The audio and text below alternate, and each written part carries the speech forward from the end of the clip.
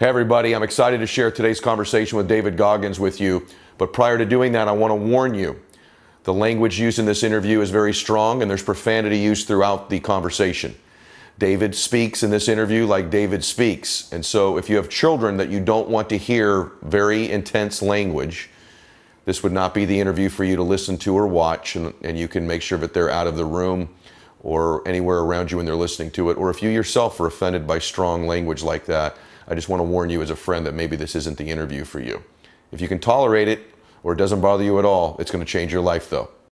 What's motivating you is the stories I'm telling you about what I did in my life. Mm-hmm. Once I stop living that, I'm no more. Yes. As a man looking at another man, you know when a man's done. I didn't want to win. I still don't want to win for some reason. Mm-hmm. I don't care about winning. Mm-hmm. I just want to go the distance. The Hell Week was very different than most of them. They had us on our feet the whole time. My stress fractures, I'm blown up. My legs were broken. I'm sitting thinking, now there's no walk week, I can't heal. So what I did was I casted with duct tape. So I put the duct tape over the sock, but basically after 45 minutes, my legs would go numb. And when they go numb, you don't feel it anymore. Right. And people say, why did you do that? It's either that or not become a Navy SEAL.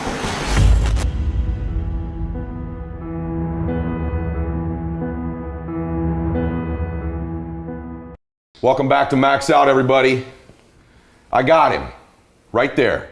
That's Goggins, everyone. #1 requested guest, you don't know this, for my show the last 2 years is you. Really? Yeah, really. Honored. And I got to tell you, the best, by far, off-camera conversation I have ever had is what we've been having. I think you would agree. It's been good for you, 100%. Too. It's been good for both of us. It's been real good. And hopefully that'll transition over to the show itself. But this is a gentleman who completed Navy SEAL training, Army Ranger training, Air Force TAC-P training. I believe he's the only person in history to do that. Yes, sir. This is a guy who did 3 Hell Weeks, 60-plus ultra marathons, ran with broken bones for 30 miles to get into one of the mega ultra marathons.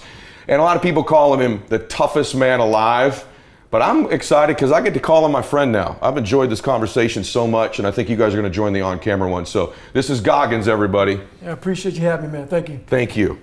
Okay, if I call you David Goggins. Yeah, it's fine, man. David Goggins is fine. Goggins, David, just don't call me Dave. Okay. Well, you're Goggins now, but you grew up David Goggins. Right. And most people know this about your upbringing because I want to get into the stuff.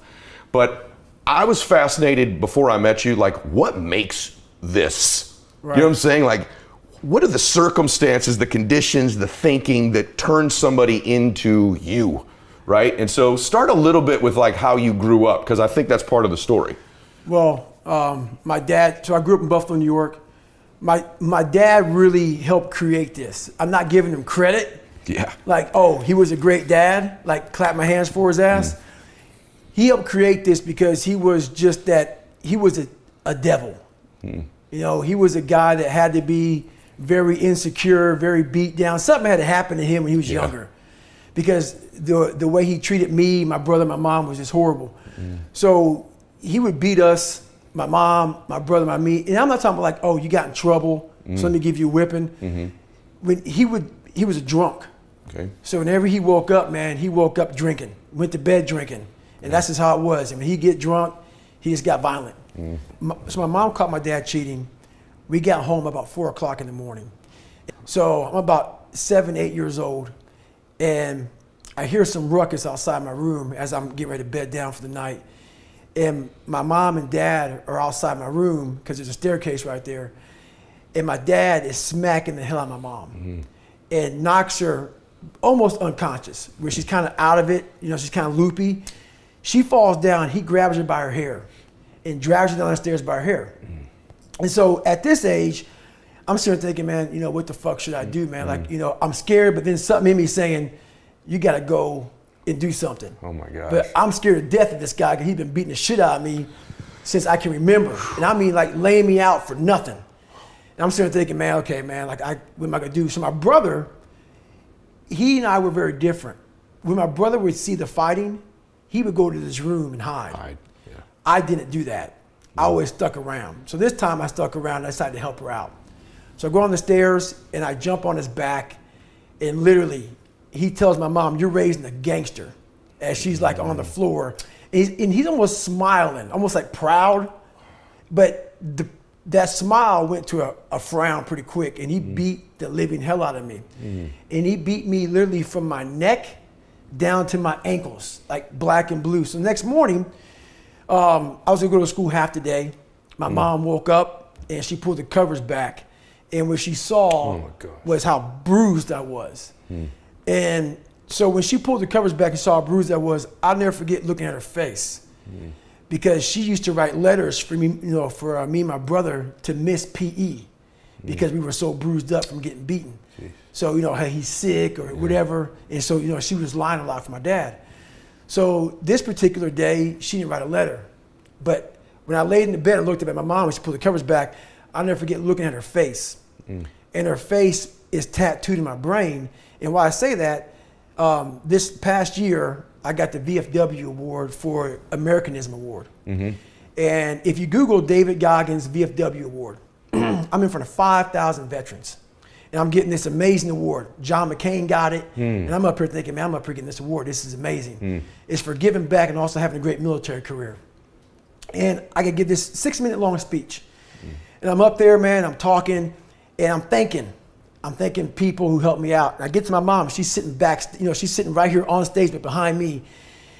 And I haven't cried in 30 years. I can't even picture it. Haven't cried in 30 years, I just don't do that. And I turn around and say, and I want to thank my mom for not picking me up when I was knocked down, but teaching me how to get up. Because she never picked me up ever. And because her circumstances sucked. So anyway, I look back and I said that, and when I got done, I didn't even get a chance to say it. I looked at her eyes, and my head went right back to her face when she saw me bruised up. And that fucked me up. And for 58 seconds, look at the video, and you'll see me, my head's down, and I'm sobbing. Wow. And I'm in front of 5,000 vets, and the guy who was hosting the thing had to come up to me and like put his hand on my back. And I was just destroyed, overcome with emotion. And then 58 seconds go by and I get up and I deliver this speech. And so I tell you that because my life tattooed me. And so when I came from Buffalo, I was 8 years old. I didn't have one learning disability, I had several. But I hid all this shit. I never talked about my dad being crazy, or I couldn't read, I couldn't write. I got held back in my second grade. So now we moved. My mom now finds the courage to move to this small town called Brazil, Indiana. Was that beating the catalyst that made you leave? That was a catalyst. And that's probably why you flash back to that second. Right. Okay, I got you. So basically that next morning, so this is what happened. That beating happened, and maybe 2 days later, my mom's in the living room while my dad's in the kitchen talking to one of his girls. My mom walks in the kitchen with me and my brother sitting in our, standard locations at the table. My dad at the head of the table, me and my brother at the side of the table, and there's a phone behind my dad. He always talked on the phone, smoking a cigarette, drinking his scotch. And he's talking to one of his girls on the phone. And my mom walks in, and this is where she was at mentally. She walked in, looked at me and my brother, and she said, "You guys can come or you guys can stay, but I'm getting the fuck out of here." Oh, God. And so she was broke, she was just broken. And I got my shit and I packed, I was gone quick. My brother was kind of like, what should I do? So long story short, he ends up coming with us to Brazil, Indiana, but he didn't want to come. We had car trouble, it's all in the book. He had car trouble, all kind of shit happened, but we finally get to Brazil, Indiana. Let me jump in real quick. First off, when he says the book, everybody, I've read a lot of books. My favorite thing about you, obviously, there's this things we're going to get into in a little bit here that are just remarkable about you, that you've achieved. Actually, I don't think are remarkable about you. I think you found remarkable spaces in your own mind that other people could also find. Right. But I think it's remarkable you found them given these circumstances. Well said. But the book that he's referring to, guys, is Can't Hurt Me. And when you read this book, everybody, I'm telling you, these stories like he's telling them now, they jump. Like, I read the whole book in one day. Wow. And the reason is because I was so fascinated with you in the first place. But I think it's almost like a documentary into what can build somebody like you. But for me, People that are listening to this, especially you young people that are listening to it, and I know some of the language is strong, but I just want y'all to understand something. No matter what you're going through right now, whether you're 7 years old or 77 years old, those things don't define you. This man, what you're about to hear, is incredible what he's turned himself into. From a dad who was in those conditions to, I think your mom was great, right? But you've sort of said mom wasn't ever again completely herself after those situations, right? Then he goes into school, has a learning disability, he's behind because he wasn't going to school. Kind of starts just lying and cheating to get his way through school. Stuttered bad. Like this. My elementary years, I stuttered so bad. I had these white splotches all over my skin. I had patches of hair falling out of my head. Out of stress? Stressed. I was so stressed out from my childhood, and then now I'm in this situation where I'm like, God, man, I'm dumb. I'm not smart, and now I'm like this black kid amongst all these white people, and it just made me feel just fucked up. And my mom was working 3 jobs. We lived in a $7 a month place. She was never home, and I was like, but I didn't want to put my troubles on my mom. Before that, my soon-to-be stepdad got murdered. One incident that really shocked my mind was it was Christmas. So picture everything I talked about. This is my 7th grade year. We're about to go out for so Christmas break's about to happen. And so here we are. We had elementary to junior high that rode our bus. And we pull up in front of the junior high school, and the bus lets out, but not yet. This kid who missed the bus, he missed the bus because he had some cookies for the bus driver. He goes over, and I tell a story because this story, it fucked me up so bad. And this kid, mom brought him to school, and I see them pull up. I'm in the back of the bus, and I'm in the very back, right by the back wheel, facing the parking lot. The parking lot is probably 20 feet wide, and 15 buses are lined up, and we all open the bus doors at the same time we all get out. So the kid, I see him, the mom yells over, "You forgot something." He obviously forgot the cookies. He goes back, gets the cookies. I look forward, the bus moves forward maybe this much. Next thing I know, I'm hearing this lady screaming, top of her lungs, pulling like at her hair, this yanking at her hair, this screaming bloody murder. And I'm looking over at the same lady that called her little boy, and like, what the hell? And she's looking down under my tire. And so I see these things on my window, and I don't know what they were, but they were like little spots. Oh, God. So you know how the old bus school, the buses have little things you push in, you pull the window down. I push them in, I look down, I'm looking at her, and her face, her eyes are looking right down underneath my tire. And I'm like, what the hell is she looking at? So I look down, and this kid's head was this flat, and his eyes were bugged out of his head. And I tell you that story because almost exactly a year later, the same exact time frame, the day after Christmas, my mom's soon-to-be my soon-to-be stepdad got murdered. Oh my God. So I tried to bury that, and now my 8th grade year, he gets murdered. And so what happens, I had to bring you back here to set the tone for what happened here. I want to understand what the hell you just said. You're telling me in the 7th grade, you watched a young man get run over by the bus? I didn't see it, I saw the after You effect. saw the after of his, oh my. And so what I did, so I got off the bus, and this is what curiosity does to you. This is the dumbest thing I've done in my life. I'm walking now, so I have to go to the principal's office because I was like witness to this shit. So I'm in the principal's office sitting there, and the one thing I did was I looked under the bus. So I see this, and I look under the bus as I'm walking to the principal's office, and I see these little kids' shoes. And I'm telling you this because this shit it's about PTSD, and so I already had it from my childhood. Of course. Now I'm in 7th grade, and I see these little kids' shoes like this big. He was an elementary kid, just twisted in, and I'm just like, what the fuck? And then nearly a year later, the day after Christmas, a year later, my soon-to-be stepdad gets murdered. And I tell you that because I slept on my floor for probably, I don't know, 4 months to 6 months. Why? I was afraid to sleep in my bed for some reason. Wow. Don't know why. Wow. Some psychological fucking, but I'm painting this picture for you to let you know where I was at. So one time in my Spanish class, we had all of our notebooks that stayed in the class. So, and obviously your name's on it. Yeah. You go get your notebook for a class. And I always sat back in the back of every class, man, because I just want to be Just don't look at me, don't call on me. Yep. I don't know shit. I opened my notebook up to the first page, and on it was a noose, like a little hangman noose, with me hanging from it with the same thing, nigga, we're gonna kill you. And this is in the 90s. This is the 90s. In 1995, the KKK marched in the 4th of July parade in Brazil, Indiana. Now, they weren't allowed to march like actually in the parade. They were allowed to march 100 or 200 feet behind it. My mom didn't know how bad my grades were. She never saw one report card. I hit everything from, and she didn't even ask. She was so bogged down with life. And so I got away with a lot of shit because her mind was occupied. So it made me, honestly, a weaker person. So I scammed life. My mom helped me scam life for a while. But this time I couldn't scam life. I went the second time, took the ASVAB test, failed it again. And a week later, she got a letter in the mail from my high school. And I'm a junior in high school, and the letter says pretty much your son's gonna flunk out. He's missed 25% of school, because she was always gone, so I didn't went to school. He's gonna miss school, and so or he's gonna flunk out. So I was exposed once again. My mom goes, well, she read the letter to me, she put my bed, and her best advice was, guess what? You're gonna flunk out of school. That was it, in the conversation. So this is when I developed my accountability mirror. And this is awesome.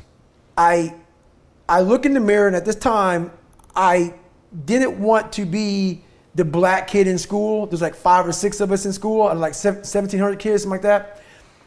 And I made up a character to kind of like draw attention from color.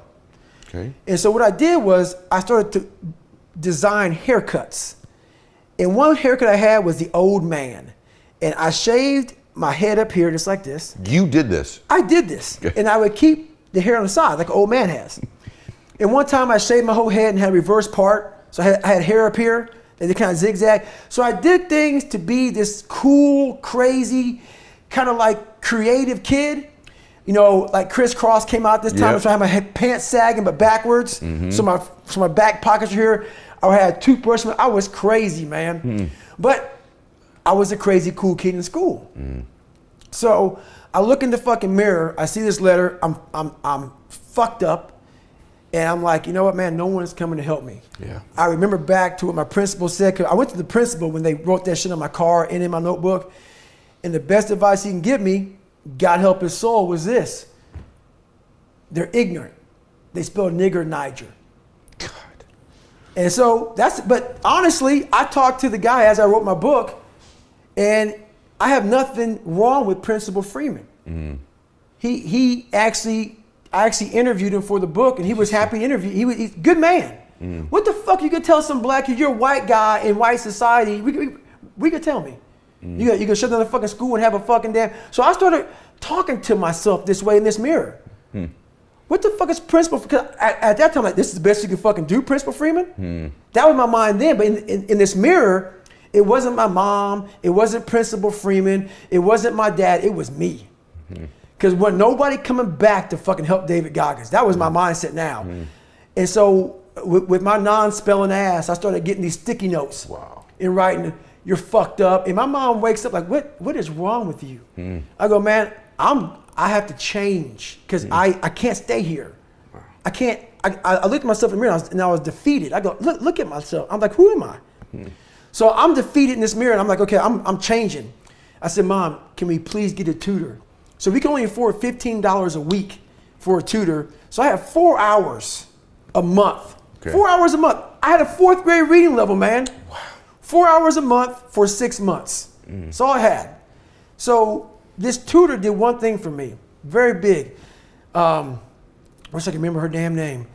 But basically, she saw that I was slow. Very slow, and couldn't retain shit. And I think she was joking. She goes, you're gonna have to write down everything 1,000 times for you. Remember this. I took it as okay. Literally. Roger that. Okay. So I literally went to the store and I bought these spiral notebooks. And I started literally writing down, let's say it's a math equation, the same fucking math equation. Over and over and over and over again. When it came to a paragraph comprehension, I couldn't read the fucking paragraph and then remember it. So we had like, I think 25 or 30 paragraph comprehension things. I had to write down the whole fucking thing. like a whole paragraph, and you don't have much time to take the fucking test. Right. But that's how I learned. Okay. So how I learned the Navy dive man, it was like 1,000 pages, Navy dive man. I got it a year in advance. Oh my gosh. And wrote the book out probably 14 times. Like the Boyle's Law, Child's Law, Gay-Lussac's Law, Dalton's Law, all these laws, but over and over, the whole manual. So it's not like, so now I've done it so many times, I can go back in my mind and say, okay, page 71 was Boyle's Law. And I can go back in this, and I'm looking at it right now, and I remember writing it down so many times that it takes me to say, okay, I got it. And I can write it down almost verbatim. Wow. So that's how I learned even to today. But the work ethic, people think I became this guy from running. Yeah. No, I became this guy from fucking studying. I had to study for hours. What might take you an hour to learn, take me 2 days. Wow. So that's where, at the table, and my best friend Johnny remembers me like, God, you just changed. Something happened. I got obsessed. So I take the test, I score high, I get in the Air Force. And that's when I'm like, man, I'm gonna be a pararescueman. And this is when I realized, man, I teach myself how to swim. I taught myself how to swim, but this is when I realized, man, that I'm negative buoyant as hell. And there's a lot of things. So what gets people in special operations is the water. Not swimming, but the water confidence. When they're like taking your air from you and you're underwater panic. I realized I was very uncomfortable. So long story short, I was there for 6 weeks. I was moving on pretty well. I was second in my class. And I was getting through all the water confidence, but barely. But I wanted to quit every fucking night. I didn't go to sleep every night. Just paranoid of the next day of getting back in that pool. So 6 months go by, we had this medical examination and they draw my blood and they said, you have sickle cell. Sickle cell is a blood disease that some African Americans have. Basically, if something happens under stressful situations, stroke, heart attack, sudden death. This happened to a few African Americans in the military. So they pulled me from training saying, you can't do this job. And when you live a very stressed out life, like I was living, that's your norm. So not sleeping, being scared, that was my norm. I wasn't gonna quit. But when they pull you out of training, I agree with you. And now I'm fucking comfortable. I agree with you. So now I'm seeing my class of 24 guys. It was like 150, now it's 24 guys. And they're in the pool and I'm on the side of the pool. I'm not in the water now. I'm seeing what I was doing. I'm seeing these guys struggling, panicking in the water, like wanting to quit. I'm like, fuck that. Wow. I'm not going. So now I'm comfortable. And I'm able to see now I'm not going back. So now my big dream of being a pararescueman, I'm now seeing that do this. I'm like, I want to get out of the Air Force. Wow. I don't even want to be in the fucking military. So this is what I'm saying. So I'm hoping now that this sickle cell thing is going to get me kicked out of the military. Because I'm like, okay, I don't want to go back in the fucking, I'm done. So I'm like getting happy because now I'm like, I won't quit. They're going to medically drop me from the course. This is great. I can keep my head up. I learned how to read, I learned how to write, I passed the ASVAB test, but I'm fixing everything on the surface.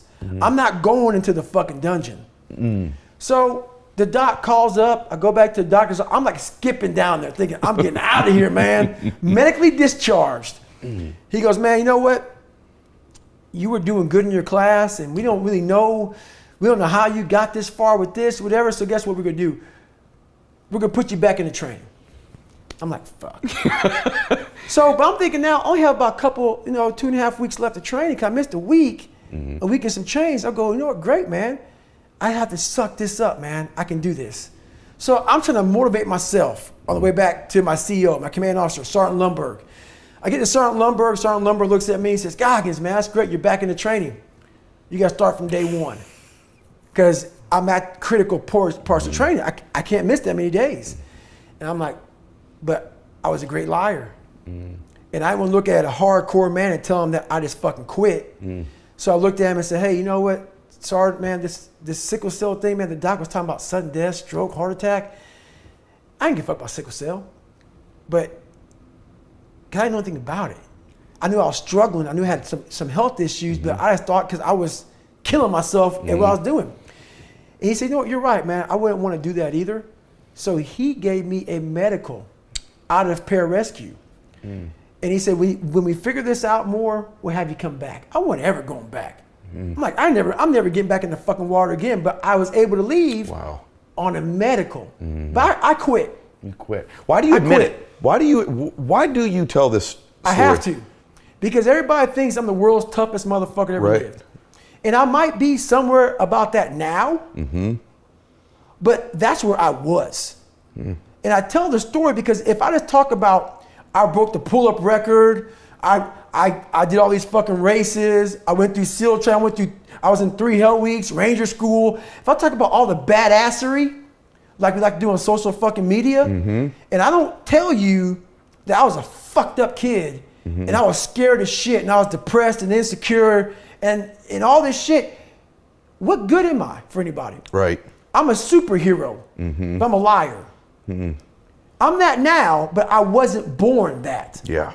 I had to make myself into this shit. It's amazing to me that this, you won't accept it this way, but like this military icon, but not really like a social icon too. Like when people aspire to be tough and mentally tough, I mean, there are UFC fighters that when they win fights now, quote you in their post-conference interviews. I don't even know if you know that or not, but like, I'll watch it, they're like, Goggins says, seriously. So that guy kind of bullshits his way out of the military. Right. Like that's staggering. And then that guy, if you don't mind me jumping ahead a little bit, good? Then that guy ends up kind of living in an apartment, gains a ton of weight, gets up to almost 300 pounds, killing cockroaches as an exterminator. This is just crazy where we're going to go right now. And then where we're going to go after that's even more bananas. But go ahead, jump back. So what's funny though, so I get out of pararescue, so I go to a job called TACP. Just real quick about that. It's a great fucking job, one of the best jobs in the military, but I'm all poopy pants now because I'm not a pararescueman. So I'm thinking TACP, some weak ass motherfuckers. Right. TACP Del Toro is one of the best fucking jobs in the world. But my mind, once again, has me shackled. And I'm thinking I'm not a pararescueman. So I'm like, TACP was a great job. I had great friends in it, and I did it pretty well. But I could have been so much better. My mind was once again hijacking me. So I get out, but from the time from 1994 to 1999 or 1998, I go from 175 pounds to 297. Not much education. 4.5 years in the military, I started spraying for cockroaches and making $1,000 a month. And I had an $810 apartment. Whoa. So I'm scrounging, dude. Yeah. And so my life is hard. And but fuck it, I'm spraying for cockroaches from 11 o'clock at night to 7 o'clock in the morning, and that's my life. But once again, man, you can't lie to yourself. I can lie to you, and I can lie to everybody else, and I was great at it. But buddy, every fucking day in that dirty mirror, that accountability mirror was no more. Fuck that accountability mirror. Let's just fucking shave my head and go to work. But I saw my reflection every day. But I really didn't know how fat I was. I didn't really want to look at myself. But I was haunted. These demons were in my head every day. Man, you ain't shit, man. God, dog, man. You wear this fucking uniform. You get in your fucking Ecolab truck. You go spray for cockroaches. You fucking go in the kitchens. You eat your fucking brownies and shit in the back kitchen. You make shakes and shit while you're in there, man. I was like, fuck, man. So I come home, and I'll never forget it. I used to spray down Steak and Shake. My last stop at about 6:30 at night. Or 6:30 in the morning, I spray down Steak and Shake, and they had this big, large shake. They gave me this special cup. And they just dumped the fucking chocolate milkshake in there, and I go across the street to 7-Eleven. I had a 45-minute commute home. And I'd go over to 7-Eleven and get these chocolate donuts, like the mini Hostess donuts. And I was popping them like fucking Tic Tacs, dude. It was like I'd eat it, I just fucking pop it, boom. This be driving, listening to the radio, popping them like Tic Tacs, drinking the shake. So by the time I got home, that box of donuts was gone. My mom lived about 2 miles down the road because she moved to Indianapolis, Indiana now. So what would happen is this. So I would eat that, and my routine was this. Shit you not. My breakfast was not that. That was my snack for my 45. So now my mom, and this is no fucking shit, my breakfast, you know those fucking Pillsbury cinnamon rolls? Yeah. You got the 5, you got the 8. Yeah. I had the 8. So you had the 8, she baked that shit, and then it was 7 to 8 scrambled eggs hard, and half a pound of bacon well done, and I would chase that motherfucker down with Fruity Pebbles, 2 bowls, or Fruit Loops, something sugary. That was my breakfast after the fucking donuts and the shake. So this day though, I get home, call my mom up on the phone. She goes, "You want your staple?" I'm like, "Hell yeah, I want my fucking staple," you know? And that's how I talk to my mom. You know, me and my mom came with some fucked up shit. Yeah. You go, "Man, why you cuss so much?" Because my life wasn't easy. Sure. So I'm not gonna sit here and sugarcoat it for Right. you. So my mom cusses at me because, but we have a great relationship. Okay, great, come over. And so at this time, my routine was to come home, turn the TV on, listen to the TV, like blare it. Cause like literally, I have this big living room and my shower was like back down the hallway. So I turned the TV on and like blare the TV and kind of like listen to it a little bit as I showered. I'm hearing Navy SEAL. Heard about him, knew about him, but now I want to come out and see what they're fucking talking about. 'Cause I heard World's Toughest. So I come out and watch this documentary. I come out, I had my towel and I had my shake down on the counter. I have this little fucking TV in this huge living room. So I'm looking at the TV and I'm leaning forward and I'm watching this shit. And it pretty much goes through first phase, second phase, and third phase, but they concentrate on Hell Week. Okay. But all I saw was the Pacific Ocean. Right, water again. Dude, I saw nothing but water. More water than pararescue. And these guys are like going from this big class to this, it shows them quitting. And I see nothing but this jackhammer. Guys, snot bubbles and just rolling around, sugar cookies, in and out of the surf. And carrying these boats and logs. I'm like, fuck that, man. That shit looks evil. But guys, as they quit, I saw like their soul leaving their bodies almost on screen because this look came over them. And I imagined, I remember myself back in pararescue training, I bet that's how I fucking looked in front of that fucking Sergeant Lundberg. And I bet he could see in my eyes that I was basically quitting. He knew I was quitting. He just gave me a medical. That motherfucker knew it. As a man looking at another man, you know when the man's done. And I'm like, so I thought about Sergeant. I said, that motherfucker knew I was quitting, dude. He just didn't. He saved me and didn't want to tell me I was quitting. He knew it, because I can look at somebody now and say, okay, dude, you're good, but I know you're quitting. It ain't your fucking knee or your back or whatever. You're quitting. He saw that in me, and I said, motherfucker, man. So now I'm watching these guys go through training, and it goes down to 22 guys are left, and it was amazing how it ended. Because these words, I don't know them exactly, but it's in my book exactly. And this commanding officer's at graduation, and these 22 guys graduate buds, SEAL training. And his commanding officer's in his dress whites. He's up there, some old skinny fucking commander, but you could tell he's been through the shit. Salty looking motherfucker. And he's looking hard, and his speech was amazing. He goes, "We live in a society where mediocrity is often rewarded." And he looked down at the 22 men, and he says something about basically you all detest mediocrity. And he goes on to talk about this mediocrity and shit. And I just sat back and I said, God, man, I just want to be like these motherfuckers. Man. I want to feel, because now I was projecting myself in those chairs. I wanted, how do y'all feel like right now? And I go, I want to feel like you do. You 22 men, I want to feel like that, man. I said, I'm tired of feeling the way I feel every day. I'm tired of how I feel. I'm tired of lying to myself and lying to people and just being some piece of shit. And I always knew in the back of my mind I could be something special. Yes. But I knew the work it was going to take was going to kill me. I was afraid of that. I was afraid of the brutality and the suffering I was going to have to endure. But I knew I could do something. But I'm like, I ain't trying to do that kind of work, man. I'm just not trying to do that. So I chose the path of the easy, of least resistance. So now my idea is, it became so haunting and daunting on me, myself, that I said, I'm done. I'm fucking done. And I thought I fixed myself in the accountability mirror when my mom put the letter down on the bed. Yeah. Nah. So now, at this point, I actually drive back to Buffalo, New York to see my dad.